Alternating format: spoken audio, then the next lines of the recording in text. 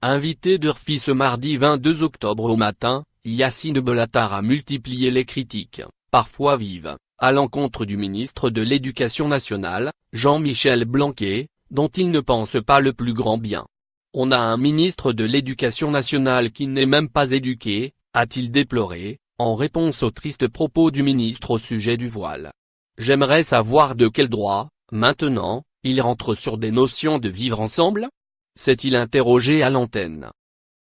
Yacine Bellatar faisait ici référence à la déclaration de Jean-Michel Blanquer, lâchée début octobre, après la polémique déclenchée par un élu RN ayant pris à partie une mère voilée lors d'un conseil régional de Bourgogne-Franche-Comté.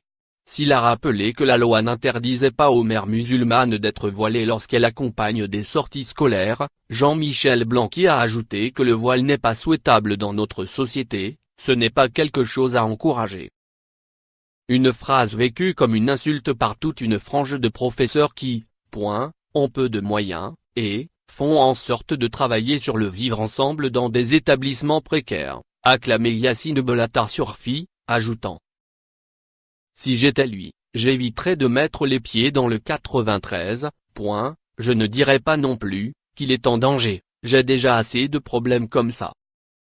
Yacine Bellatar s'est dit surpris que le ministre de l'Éducation nationale se focalise sur le voile plutôt que de s'occuper de la situation précaire de beaucoup de professeurs, comme cette directrice qui s'est immolée dans le 93 dans une école.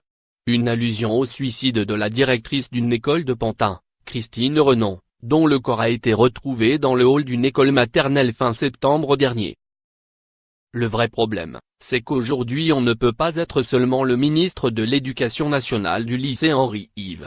Il y a des collèges, aujourd'hui, qui méritent un certain traitement.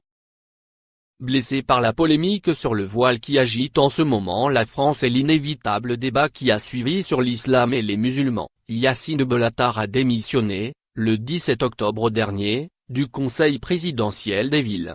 L'humoriste l'a annoncé dans une lettre ouverte adressée au président Emmanuel Macron, publiée sur le site de Libération, jeudi 17 octobre. L'attaque de l'humoriste contre Jean-Michel Blanquer a provoqué une vague d'indignation sur Twitter, à droite comme à l'extrême droite. L'attaque de l'humoriste contre Jean-Michel Blanquer a provoqué une vague d'indignation sur Twitter, à droite comme à l'extrême droite.